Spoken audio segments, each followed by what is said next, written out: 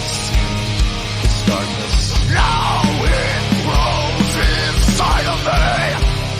Only one chance for the living. Only. Thanks, Satan, it's Friday. Yes.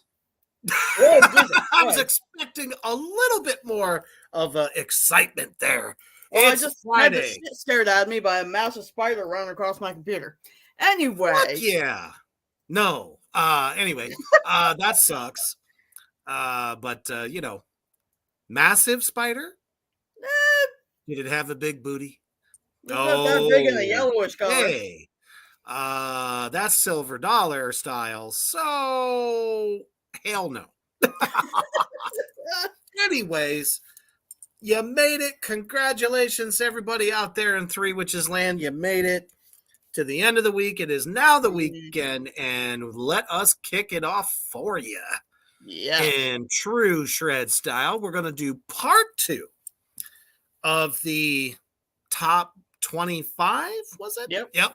Top 25 holiday horror Crimmas movies. And by our lovely friends at Paste Magazine.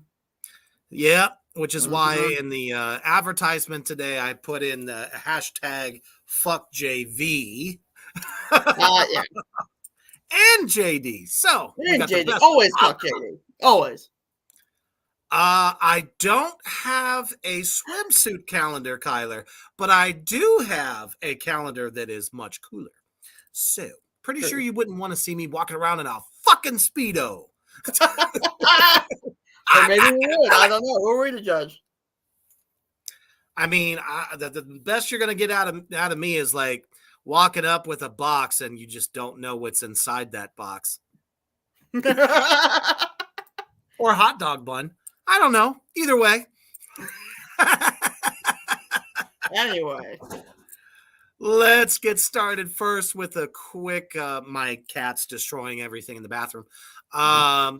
Quick commercial break to our wonderful brother over at Poison Valley Clothing on Facebook. Check it out. Check it out.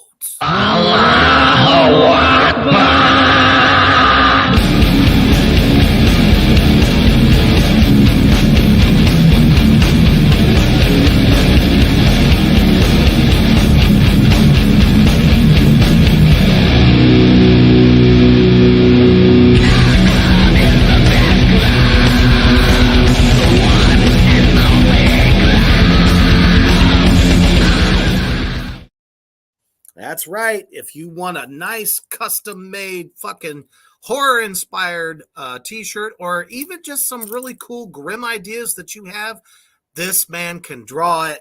It is cheap and fast shipping. Check him out, Poison Valley Clothing on Facebook. The .com is coming soon. Let's see. Stay tuned. Chris says, Silent Night, Deadly Night is my favorite Christmas horror movie. Yeah, we actually, those two movies made it to the list when we started it last Friday, but in true pasty magazine style, they decided to fuck it all up and talk shit about it the whole fucking time. Talked about how the actors were shit, they had no budget, and everything else. And boy, did we shred the fuck out of that asshole. Ooh, That's hashtag #FuckJV. So we're picking up at number 9. I've never even heard of this one. Brother, there's a reason for this because this had to have been a straight to DVD release. Must have. And it's called Anna and the Apocalypse. Yeah, sure. Absolutely. I was thinking of that very idea actually for a closer to Crimmas boycott show. So yeah, we could do that. But Anna and the Apocalypse. Now I've heard of the film. It's definitely been on my radar, but I have not seen it. And this is speaking of the UK, this is a British made film. So definitely straight to DVD release, but I'm failing to see where Crimmas comes in. So let's see what they have to say on the subject, brother. All right. This sometimes confusing, sometimes endearing genre mishmash is one part zombie comedy, one part high school musical, but has a tendency to throw itself entirely into one or the other till you've forgotten quite what it is you're watching. And this is in the top 10, but you're still ripping it a new asshole? Obviously, I mean, they've pretty much defaced some of the best classics that were on the list. Anna, Ella Hunt, is a British teen looking to toss her uni plans aside and live abroad for a while. Plans are then derailed by sudden holiday arrival of what certainly seems to be a zombie apocalypse. All right. Okay. So, I mean, he just must have something against British people. Yeah, maybe. Peppered with hyperkinetic song and dance numbers that have a decidedly Broadway vibe, the film starts a bit slow, feeling for all intents and purposes like an entry in Disney's High School Musical series, before it moves in its second and third acts into a surprisingly satisfying and plenty gory zombie slaying farce. Okay, well, before you continue with that, can I just say the highly successful Evil Dead musical? These are fucking fun. Yeah. All right, continue this shit-tastic parade. All right, capable of more pathos than you give it credit for, Anna in the Apocalypse tosses most character archetypes aside and can boast a few genuinely toe-tapping numbers, especially once the world has gone to hell. It's a film you may need to warm up to, but Games of Thrones fans will enjoy the presence of Paul Kane, one of Thoros of Myr, as the school's draconian principal. All right, so obviously this film has got some halfway decent cast. Let me tell you something, folks. It's tough to act, sing in a musical all at the same fucking time, and you're trying to pull off well, see, I fail to see where the holiday part comes in. Just because it takes place on Christmas, that makes it a Christmas movie, apparently. No. You gotta have an element in there somewhere. It doesn't necessarily have to be, Santa Claus, but if they had a bomb-ass fucking zombie Santa in there that was like the hardest boss to kill in this zombie scenario, speaking from a gamer perspective, that would be a great idea. It would be a great idea that he would be the hard one to kill, and he's the last one you got to get through. Now that would make it more of a horror holiday comedy. I do like the fact, though, that they added musical theater into it. No, they do have zombie Santa, but I don't like what it looks like. Do we have a picture of it we can show the peoples? We will in just a moment. I was going to say, it sounded like for a second this guy was talking trash about the fact that they added songs into it, and then it literally turns out to feel as though he is secretly a musical theater lover. I think he is. Look at that thing. Oh, it's horrifying, and it is.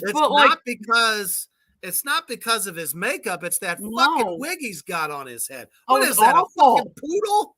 How many poodles did it take to make his fucking hair? A few. And, Santa's supposed to look like he's old.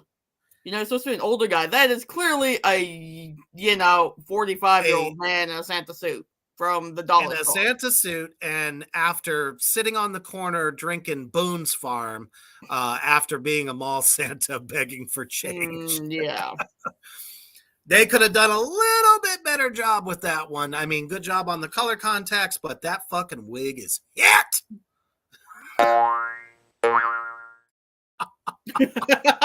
Fuck yeah. But before we move on to number 8 here, I just got to congratulate the fact that the Mean One has now been picked up for yet another week in the theaters. Fuck yeah. Major congratulations to David Howard Thornton there. Absolutely. And the brilliant director that put this shit together, man. Damien Leone. Who would have thought? Yeah. And just fucking tearing it up, which... Oh, yeah. Sorry to say, the rest of us waiting for it to get on a streaming service, we're going to have to wait. Please, come on. I just hope that by the 25th, we got this fucking massive motherfucker that this movie is, because it is so fucking good from every video that they've been putting out there showing us. There's a great one if you go to the Mean One on Instagram or the Facebook one. Be careful because there's like 5 or 6 different ones. Got to pick the right one that show the cast talking as well as scenes from the film. We're in for a good one. No, it's the Mean One. You know what I mean. Mean. There we go again. Fuck! Number 8. Now, this one is super fucking recent. Yes, it is. Last year. Which tells me I have somehow missed it. Yeah. You know, and I stick pretty close to Shudder. I don't know how many of you out there do. I stick to Shudder, AMC, and Screenbox. Those are my 3 big ones. So somehow didn't happen to catch this one. This was directed by Patrick Riedremont. So I'm just going to jump into it. It's called The Advent Calendar. Okay. Gone wrong.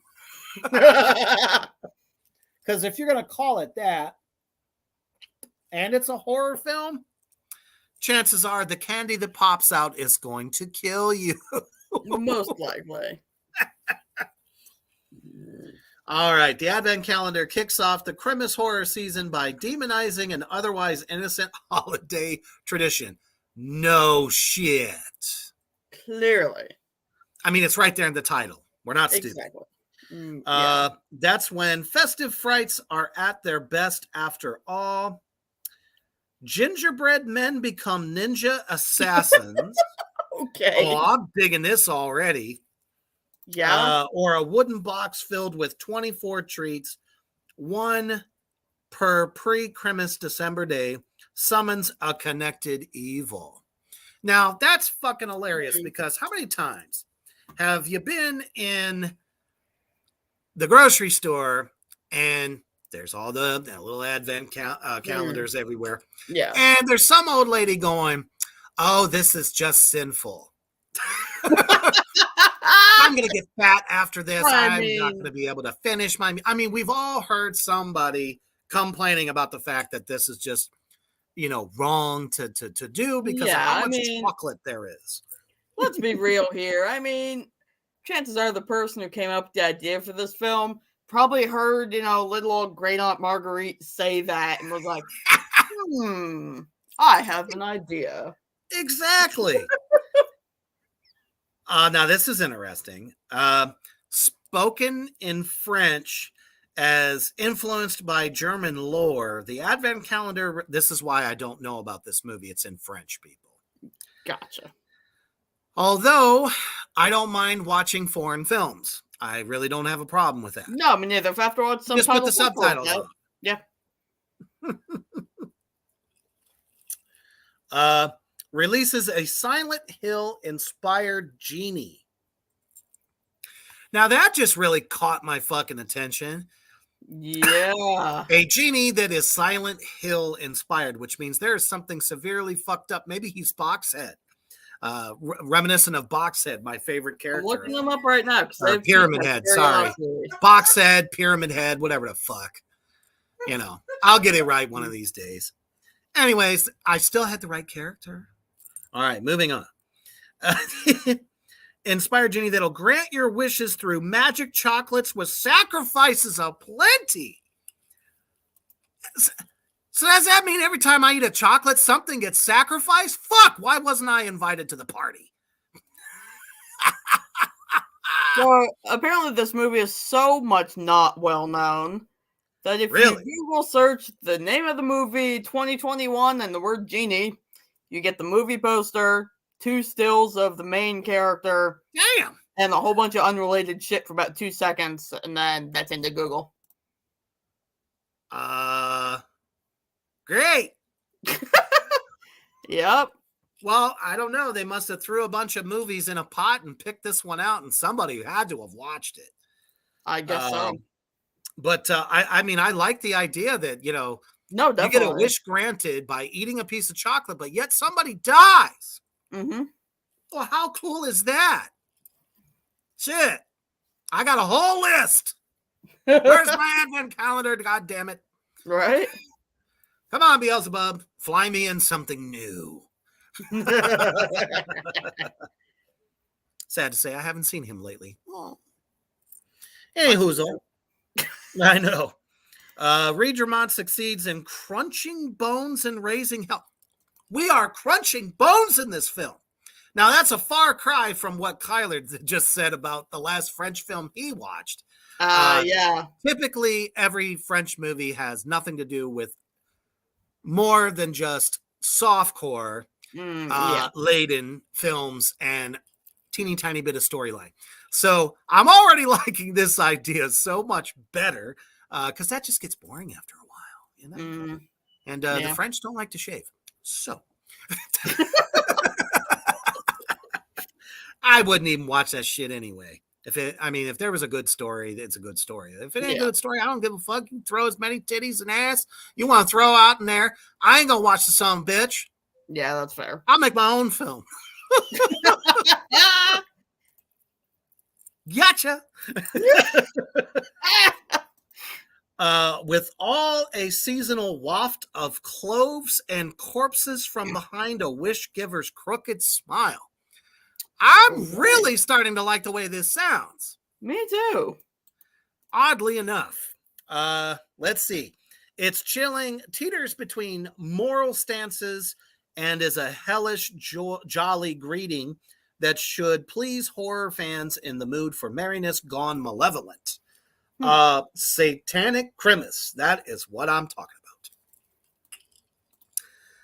I have to say, apparently, the guy that wrote that liked it. He didn't say a bad thing about it. What the fuck? Whoa. Okay, yeah, this shit is kind of creepy. Okay. What? Do we have a trailer? We have photos I'm looking at. One of them is really fucking creepy. Oh, shit. Bring that shit on. I'm working on it. I can't, steal the photo because it's on IMDb, and so I can't drag it, but I can do this. Look at this creepy son of a bitch. Oh, yeah, I can see the Silent Hill influence there. Yep. And that's your genie for the film. That was not what Christina Aguilera was talking about when she made that song Once Upon a Time. So I like it. Yeah. And like I said, this is the first film that they didn't really shit on. That is true. Imagine that. Wasn't even American either. Right. Yep, you are absolutely right, Kyler. The first one on the list, they said something nice about the movie. You are exactly correct. So, hallelujah, right? Mm-hmm. Now this is one that I have seen many trailers. Just haven't pulled the trigger on it yet because there's been so many other great shit to watch. Exactly. It's called I Trapped the Devil. Now it's Christmas night. Okay. And for what I can tell here, guy invites all of his family over. It's the holiday. Somehow, somewhere before or after they have dinner, he enlightens them that he has done trapped the fucking devil in the basement or a demon of some sort. How do you trap a demon in the basement? In a container with a ritual of some sort?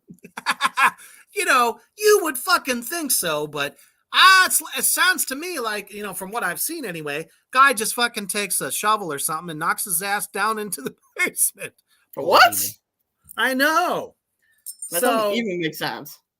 and No, you know what you how do we is just trap it. love. Trap a demon, trap it in like a Christmas ornament, and then something weird happens, ends up at Goodwill, and Great Aunt Formaldehyde takes it home, and all of a sudden, oh shit, it's haunted demons. Right. Now that would be fun. So let's kind of get into this interesting thing here, which is funny because the main character's name is Steve. Mary Crimmas have some family dysfunction and possibly an untimely visit from the Prince of Darkness. Already, like I said, I'm kind of interested in this movie just to see what the fuck's going on. A lot of people did rave about it. Mm-hmm. What's it? Oh, wait a minute. Oh, okay. You haven't finished it yet? Cool.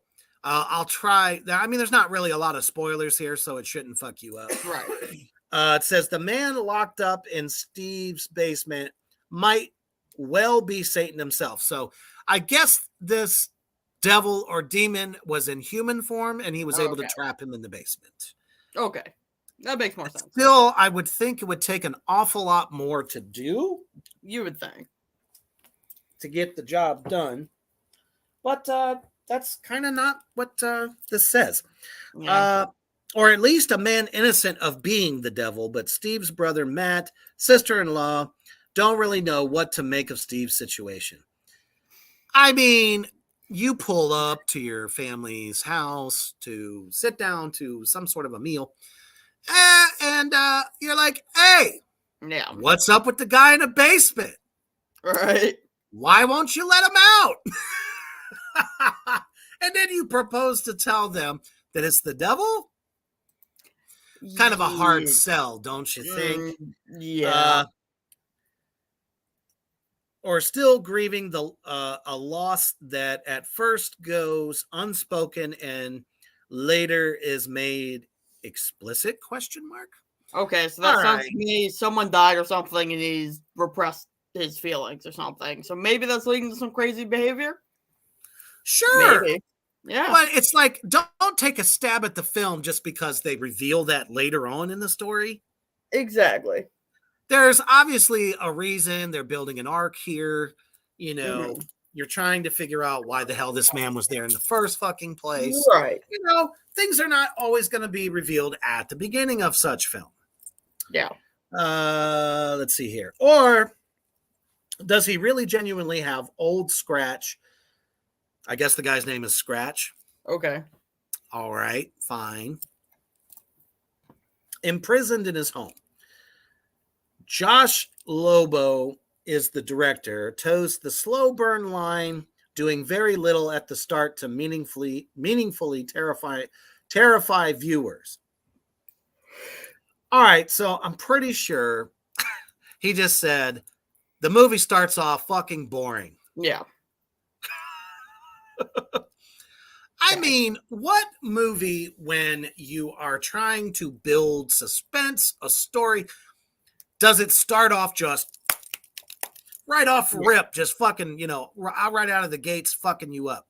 Not all the time.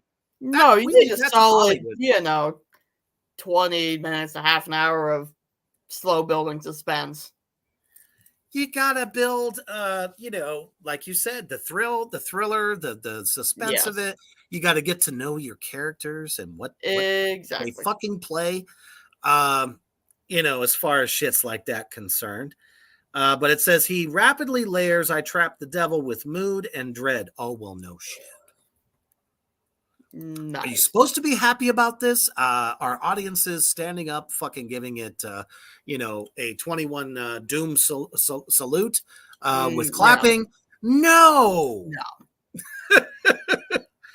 Loop through the pin of a grenade in every interaction Steve has with Matt and Karen, as if at any moment their tentative atmosphere could descend into straight up chaos.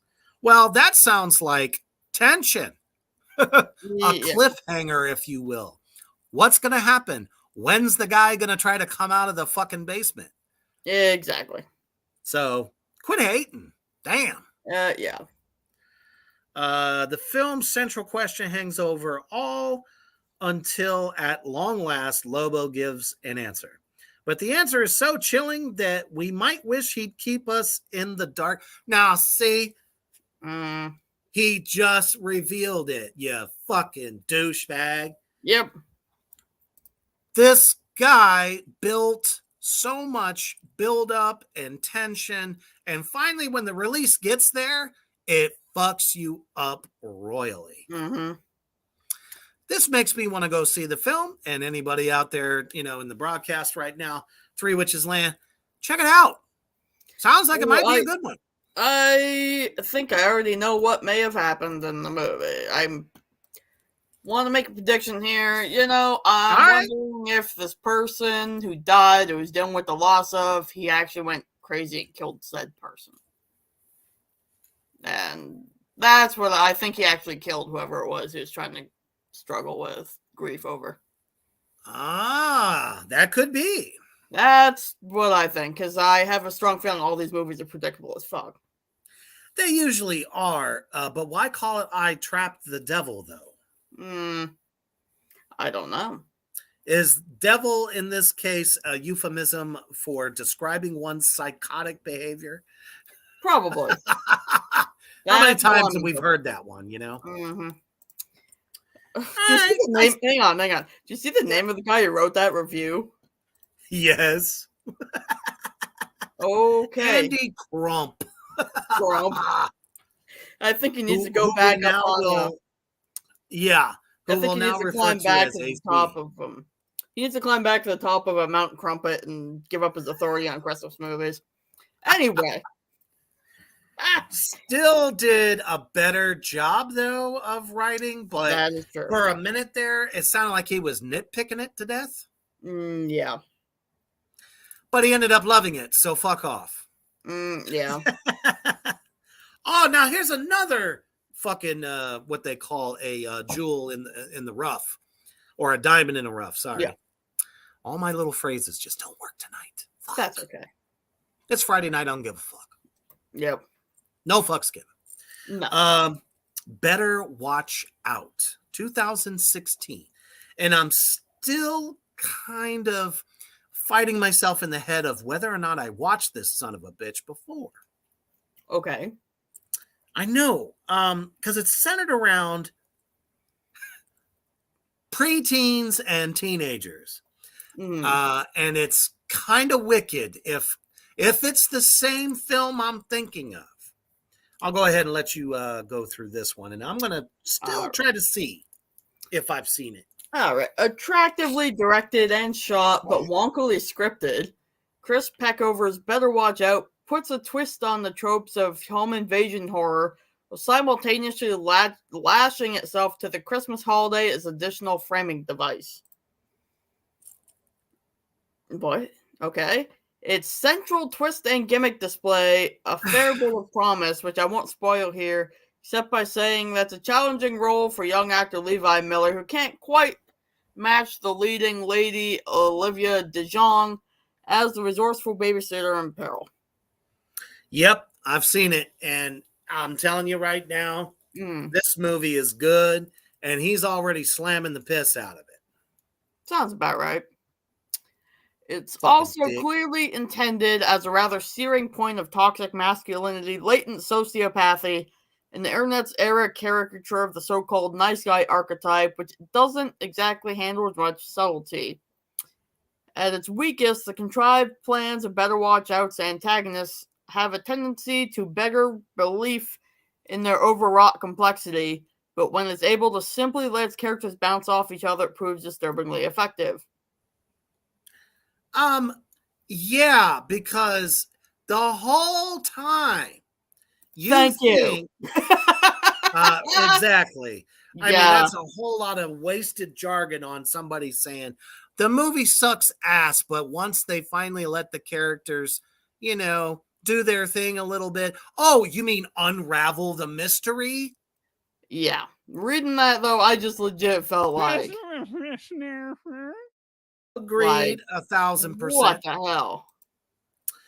1,000% agree on that. That goes doubly for when the blood starts flowing in disturbingly realistic fashion. Now, you said you saw it. Was it realistic?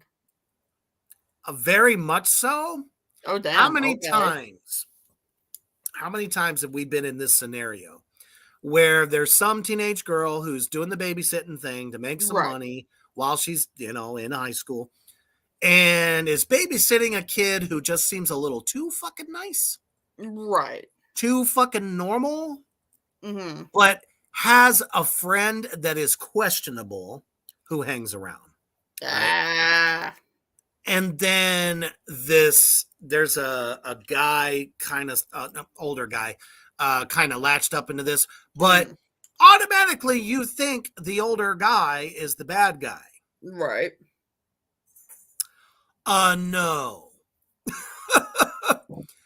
It turns out that the boy she's babysitting is a fucking psychotic serial killer type Oh, who okay. plays this whole game, kills his friend, and then tries to kill her, but gets killed in the end. Okay. It's really fucking good. Okay. So I like the way it ends up here in the review. Yeah, for sure. A tonal upheaval by design. The film is not always on point, but it's easy to admire the effort, particularly when the gore is appropriately visceral. Oh yeah, it's so good. And JV, I am not you surprised make at my who wrote mouth go this. numb. What the fuck with all those big fucking words, JV? Just say it was great or say it sucked. Stop trying to prove that your mind is bigger than what it really is. Mm-hmm. Obviously And overcompensating here somewhere. And come to the Ganga school of review writing, because yikes. Seriously. Now, number 5. Oh boy, this one's really going to piss Genghis off. Yeah. But before we just talked do about that, this movie the other day. we did. We did. But before we get into it, let's take a quick commercial break and check out the wonderful Yuletide merch we have for all of you who support us. Please check it out. Check it out. Though none of it is Yuletide themed. Anyway. I'm just saying, it's...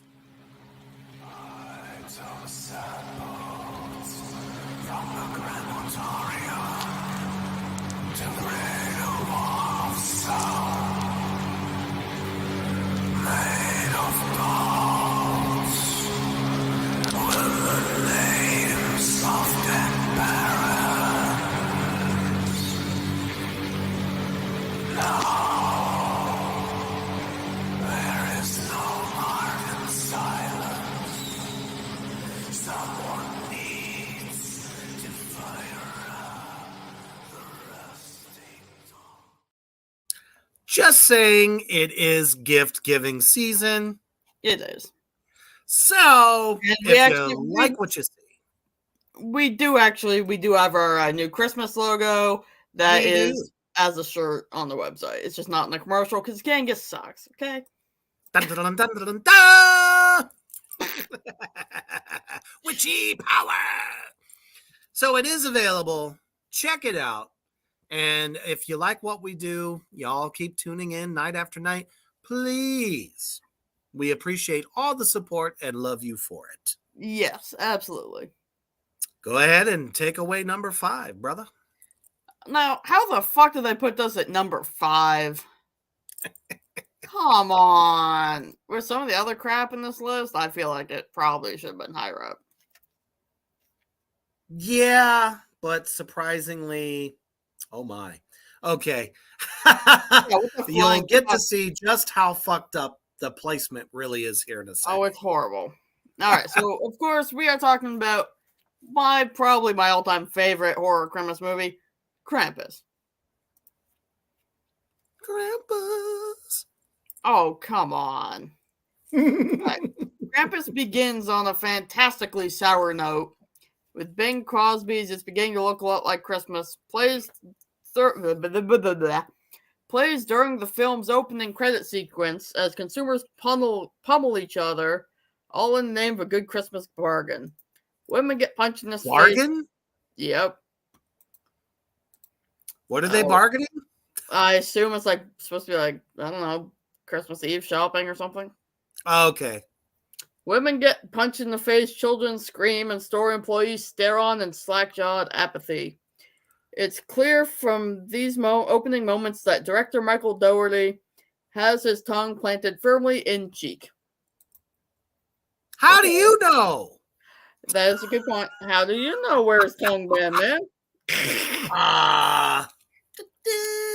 Krampus is a horror film filled with horrific imagery. It's one of the harshest PG-13 movies in recent history, but also has a solid Agreed. sense of humor, albeit a nasty one. Well, hello, that's the fucking point. We're talking about Krampus here, people. Exactly. Man, the only thing he just came short of was eating a child. Wow. In Actually, fact, one of his minions. what? No. In fact, Here we go. Krampus owes a lot to Joe Dante's Gremlins. Both films inject the holiday with zany violence, and Krampus, in the spirit of Gremlins, makes heavy use of practical effects over CGI. Okay, but that is not enough agree to compare with the that. two films. but I wouldn't compare them at all. It doesn't mirror or steal anything from that. No, it's just a Crimmas-based film that uses practical effects. That does not make it similar in the slightest. No, because the lore of Krampus is actually real, people. Exactly. Gremlins is all fantastical. The audacity! Exactly. Couldn't said it better myself, Grinchy. Mm-hmm. All right. The actors, blah blah blah, fight with actual physical creations, and as a result, the terror seems more realistic and brutal. Dougherty is, after all, no stranger to holiday-themed horror. He also directed Trick or Treat, which means maybe we've got a new anti-Christmas classic on our hands. That didn't say anything about the movie. Sure didn't. You know, Kyler, I almost got that flavor from it too, and I didn't like it. Yeah, I told Yeah. you, we've all said this 1,000 million times. Practical effects make it seem more real. Exactly. If you just want to see a computer fuck around the whole time, play on your own. Exactly. I would rather see somebody's head legit seem like it gets ripped off versus the, cutaway and then phoom, it's gone. And like that. Yeah.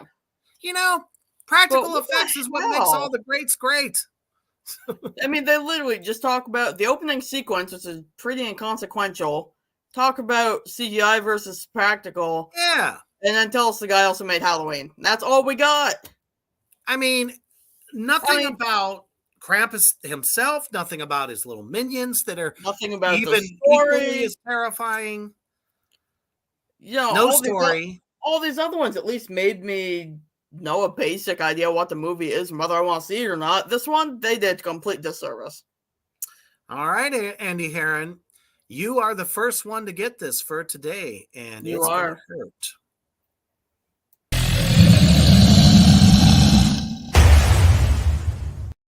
Again and again. Yes. Till you get your fucking head out of your ass. Mm-hmm. Damn. Now, this is really interesting. Because I really didn't expect to see a lot of older films in the top. I didn't either. I really didn't. It's not that I'm taking anything away from it, but let's face it, folks.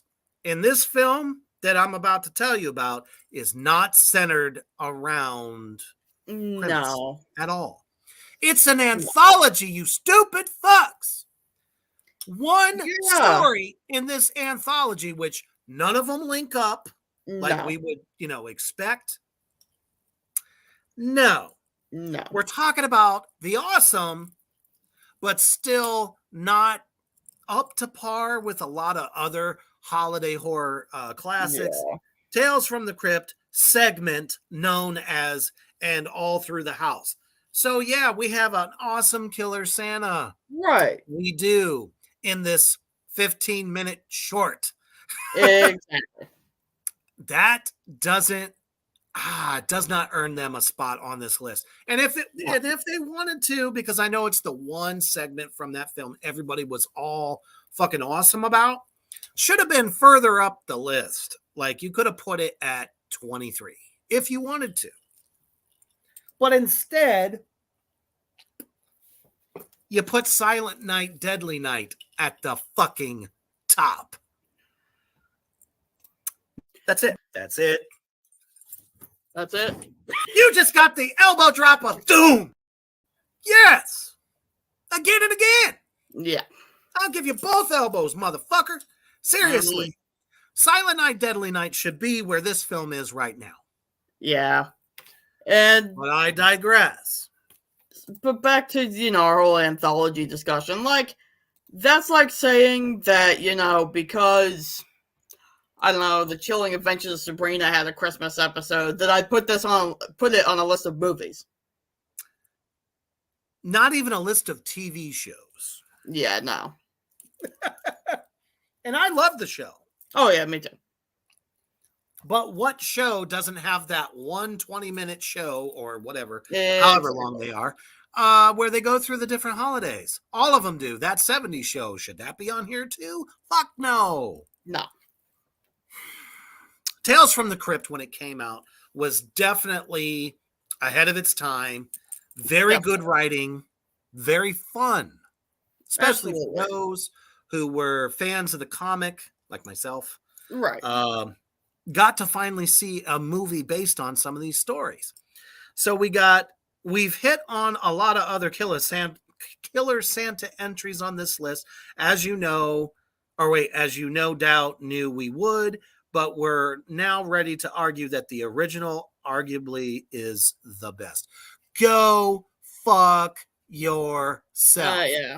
You're going to tell me that just because the Killer Santa in this 4-part anthology kills all the rest of the 90 minute, 120 minute, whatever fucking awesome killer flicks, and it beats them all? No offense there, folks, but it's like geriatric time. Look at that Santa. He could barely move around the rooms in that film. Was he freaky? Yeah, because he's like scary old grumpy Santa. But when it comes down to it, he doesn't fucking stand up to Silent Night, Deadly Night. No fucking. Yeah. No. But I digress. Again, this guy's going to piss me off to no end. Yeah. Here comes the dick sucking. This is, as far as we know, the first cinematic depiction of Father Christmas, Saint Nick as a frothing psycho, and it benefits from its anthology film and all consciousness as a single segment in a larger film. Okay, your point? Hello? Present a realistic scenario in progress rather than attempt to pad itself out with feature-length characterization. Really? Yeah. Last time I checked, fans of this genre want their characters fleshed out a bit, a little bit of backstory here and there. How did he get there, kind of thing. Which one of my favorite damn holiday horror films, the remake of Black Christmas, in which they fleshed out why this kid went insane and killed all these college chicks. It was fan-fucking-tastic. Loved it. Better than the original. I will always say that. But then you'll get really pissed off here in about, 3 more entries. Any hoozle. The story concerns a put-upon wife who chooses to murder her clueless husband on Crimmas Eve, staging the death to look like an accident. Oh, like we haven't seen that before. Exactly. At the same time, however, an escaped lunatic from a local asylum chooses just that moment to pay the home a visit, and wouldn't you know it, he picked up a very recognizable costume along the way. This version of the Killer Santa is considerably more menacing than those that make the real-life Santa into a killer. So you're going to tell me that the character in Silent Night, Deadly Night, who is a serial killer, mind you, is not believable, Apparently. not realistic. Well, I hate to tell you there, JV. How did I know? Yeah. You fucking suck. You don't know shit about Killer Santas. Nope. Let alone if a Killer Santa crawled up your ass and played with your fucking rectum, you dick. Damn. This is horrible. Oh. Sucking some more. Oh, it's by far the high point of this original adaptation of the EC comic staples, Tales from the Crypt, you fucking piece of shit, you. And would go on to be remade as an episode of the beloved 1990s Tales from the Crypt series on HBO, directed by Robert Zemeckis. JV, you secretly are in love with the person that created this movie. Mm-hmm. You should just let everybody know. Come out. You're right, Kyler. Grab your torch and pitchforks. Seriously, this guy needs his nuts roasted on an open fire. Agreed. Oh, for fuck's sake. Here we go. No, it's not. This is kiddie horror, not real horror. It is not legit horror, folks. If you want this on a list of the top 10, beginner horror type films, or even just, teenage friendly horror Christmas, whatever. Sure. The Gremlins is not a horror movie. I'm sorry. They're cute and cuddly. It's not. They were cute and cuddly. Exactly. It's not even like horror comedy. They didn't even do anything that bad that would earn it an R rating. No. Pretty sure it has very little, if any, blood and guts or anything. That's why it was a fucking international success. It was made with children in mind. Yeah. That was the era and time where every Crimmas, everyone was expected to pack the movie theaters on Crimmas break. Exactly. So what did they do? They made a family-friendly fucking movie that the whole family could go and see. Yeah. I'm not taking away anything from the film. I fucking love it. Yeah, agreed. Truth be told, I love the second one too. Right, but it doesn't belong on this list. No. They're not psychotic enough to drive a fucking drill through somebody's eyeball, pull it out, wipe their face with it, and go, this tastes great. Exactly. That's not what they did. They were cute and cuddly, from Gizmo to fucking Striper. Shit. When I was a kid, I got Striper. I didn't want fucking Gizmo. Striper was cooler. He was the badass. Agreed. Tell you the truth, I'd like to see a rated R version of this film. Yes. That would be the Tits McGee. Oh boy. Here we go. In the same vein as Die Hard, Joe Dante's Gremlins is a yearly Christmas time argument waiting to happen. Both are annually tossed onto the best Christmas movie lists. When it comes to the latter, at least, those debates often overlook the dark comedy of an expertly crafted 80s horror film from Dante at the height of his power. No. Taking the lessons he learned as a 70s Roger Corman protege, Dante borrows character actors like Dick Miller to create a cynical, biting rebuke of maudlin sentimentality and children's entertainment. Children's entertainment. He's a Roger Corman protege. Really? Have you ever seen any of his fucking films? It is blood, guts, gore, flesh, you name it, they got it. It's fucking bedlam in those movies. Exactly. There is nothing in this film that even comes close. So take that little comparison you got there and shove it up your ass sideways. Agreed. The film's surprising counterpoint between comedy and graphic violence. What was graphic about it? Nothing. Oh, they tied some lights around one of the people and tied him up to something. Oh, I'm so sorry. I feel sorry. Fuck you. Boo the fuck who. Seriously. The most graphic thing there was when she stuck one of them in the fucking, what was it, the blender or the microwave? Something like that, yeah. Yeah, the mom. Yeah. There was nothing there. No. Green shit doesn't make blood. Hello? Counterpoint between comedy and graphic violence was a source of consternation that matriculated into the early class of genre films that led to the PG horror rating, but more important impact was shaping the aesthetic of nearly every horror comedy to come. Want to fucking bet every major kick-assery fucking horror comedy has an R rating. I don't give a shit who you are. No fucking way. Could Absolutely you honestly imagine a version of Scary Movie with a rating other than rated R? No. Wow. Jeez Louise. Fuck you, JD. Wow. Fuck you. Fuck you. Until you fall apart and somebody pisses on your ashes. Exactly. That was terrible. Thank you, Kyler. Right. And that wasn't even horrible. No, that wasn't.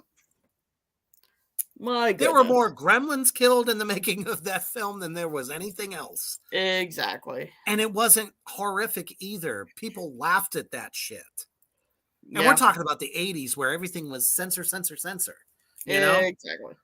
Now, this is interesting. This next film that comes in at number 2 happens to be one that our brother down there, Kyler, knows pretty well.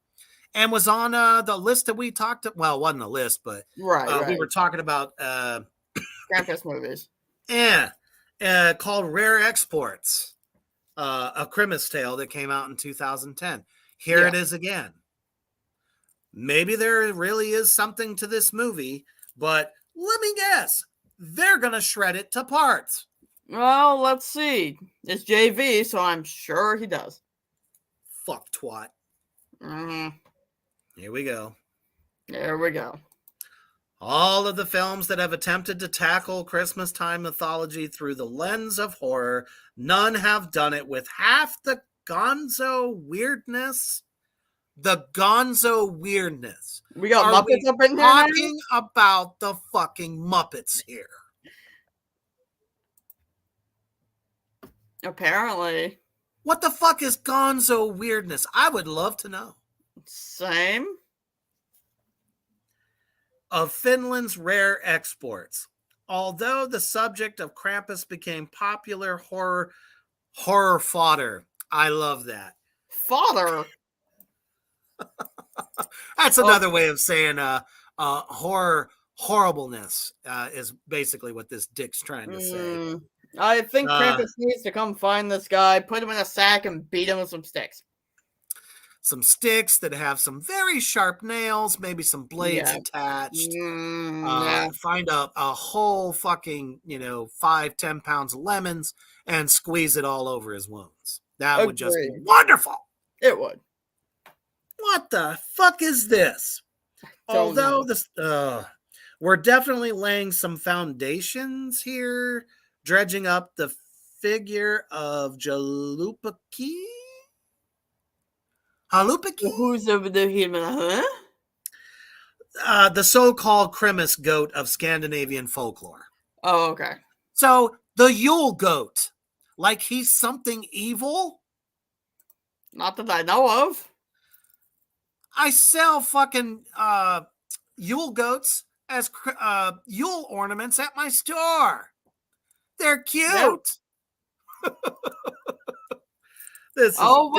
I'm looking it up real quick. I guess the festival of this goat involves sacrifice. Yeah, but it's implied.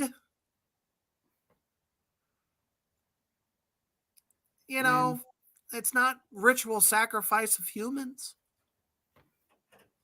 Besides, who doesn't like a cute, cuddly goat anyway? Get the fuck exactly. Who, like Krampus, punishes wicked children for their sins instead of dispensing candies and gifts. All right, So the legend here is actually a positive, Yeah, if you ask me. agreed. We see this particular story through the eyes of rural Finnish kids and their destitute parents, their livelihoods trampled by the engine of economic progress and consumerism, in a message that reflects the cynicism of Joe Dante's Gremlins. Huh? How did we get there? How? How the fuck did we get there other than the fact that it's fucking J Vaginal V who wrote this shit fucking review Yeah. and praised the fuck out of Gremlins up above? Yeah. I Gremlins what? has nothing to do with this movie. No. And Kyler, I think, might actually says it here. Rare Exports is literally about evil Santas that are feral. Okay. Well, that sounds great. It But does. that's the thing. Everything that sounds great, this guy takes a big old fucking beeb on. Yeah. You, sir, are the beeb. You.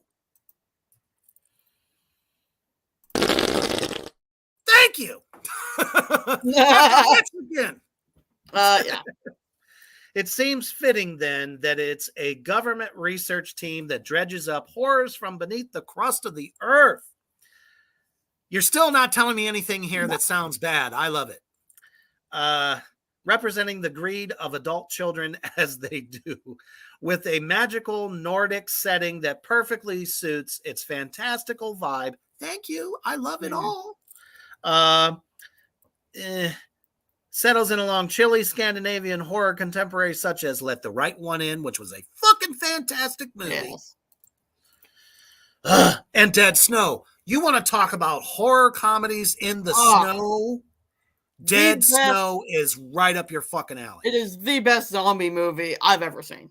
The best. And not just because of the imagery that they put with it, but because, let's fucking face it, they were horrific. They were horrifying.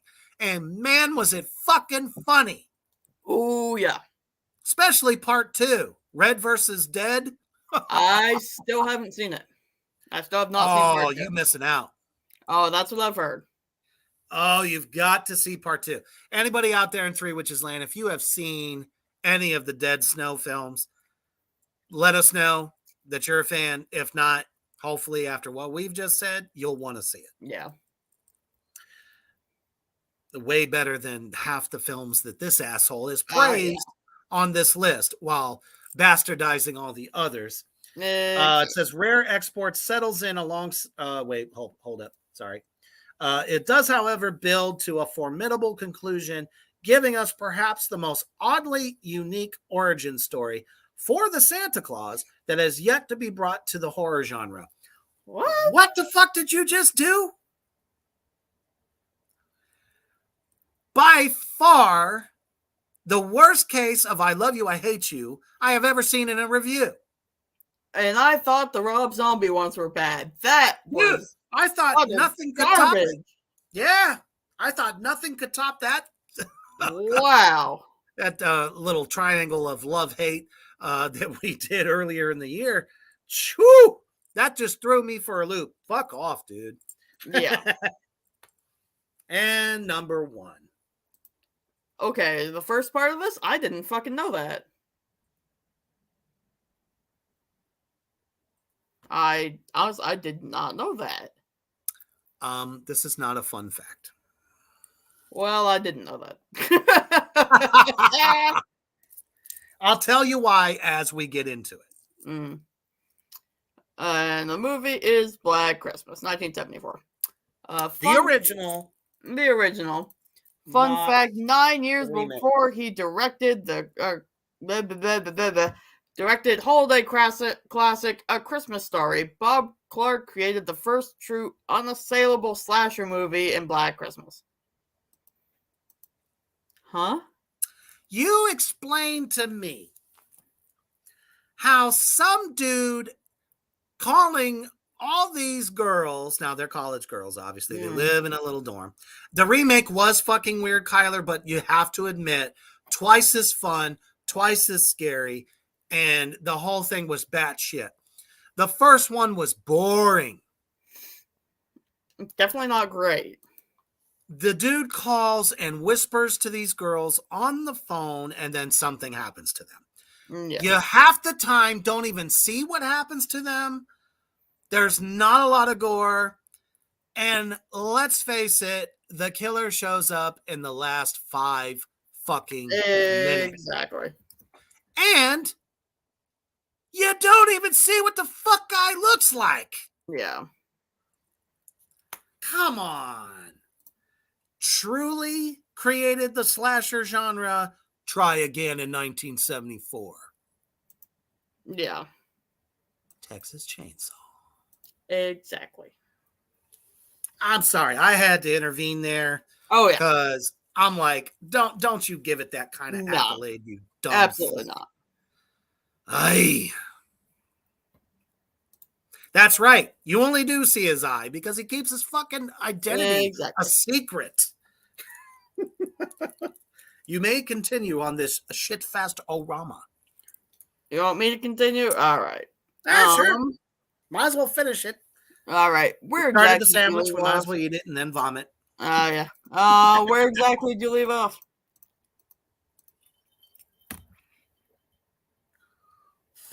Right after you read about the unassailable slasher movie. All right. Yes, the same person who gave us TBS its annual Christmas Eve marathon fodder is also responsible for the first major cinematic application of the phrase, "the calls are coming from inside the house." Now that's true. That is true. That is you true. know, honestly, I would have liked it better if they just started with that sentence. Anyway. Can we stop using the word fodder? Seriously. Black Christmas, which was insipidly remade in 2006, predates Halloween by 4 years and features many of the same elements. Okay. Especially visually. Like Halloween, it lingers heavily on point-of-view shots from the killer's eyes as he prowls through a dimly lit sorority house and spies on his future victim. Ugh. Is he literally talking about both of them now? Yep. All right. As the mentally deranged killer calls the house and engages in obscene phone calls with the female residents, one can't help but be reminded that one scene in Carpenter's film where Jamie Lee Curtis calls her friend Linda to hear her strangled with the phone cord. Reminiscent, but not the same. Not at all. Yikes. Black Christmas. Excuse me. I feel it. Is also instrumental and practically archetypal in solidifying the slasher trope of the final girl. Disagree wholeheartedly on that. Agreed. Jamie Lee Curtis is the one who started it. Yep. Jessica Bradford is actually among the better realized of these final girls in the history of the genre. A remarkably strong, resourceful woman who can take care of herself in both relationships and deadly scenarios. Oh, jeez. It's questionable how many subsequent slashers have been able to create protagonists who are such a believable combination of capable and realistic. Jason and there Voorhees? You have it. That's the end of the fucking list. Jason Voorhees, Michael Myers, you're going to tell me none of those are realistic and capable? The audacity! You're going to tell me that Leatherface was not believable or capable? Are you kidding? Wow. Fucking shit. Darth Vader was more believable than this asshole. Agreed. Come on, man. Oh, I need therapy.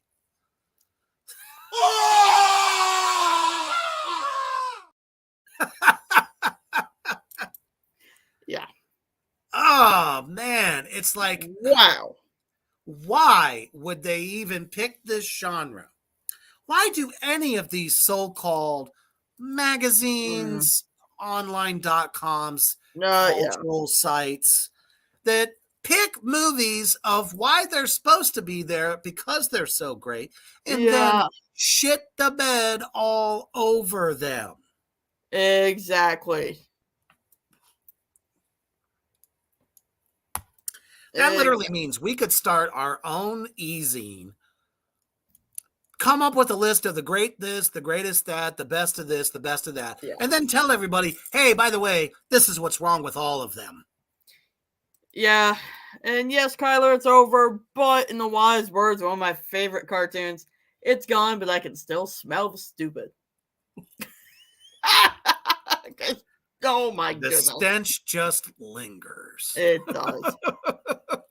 Legit. Oh, trust me, I had to drink some Jimmy Beam just to get through it. That was a horrible list.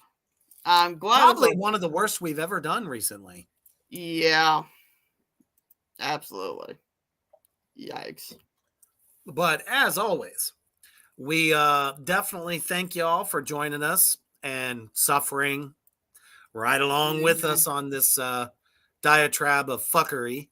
Yeah.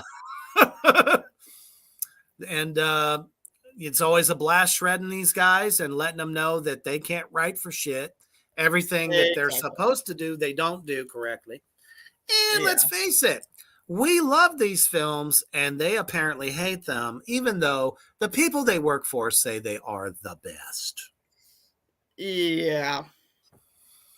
So until next time, when we bring about a new shredderific odyssey for y'all to check out, please, after you get your emotional support ice cream, emotional support bourbon, maybe some devil's lettuce, whatever you need to get through the night, just remember, stay heavy.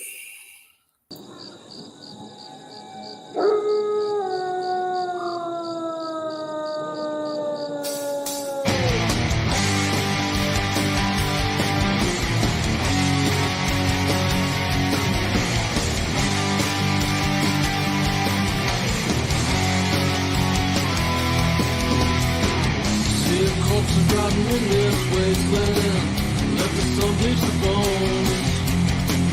Kiss the death in the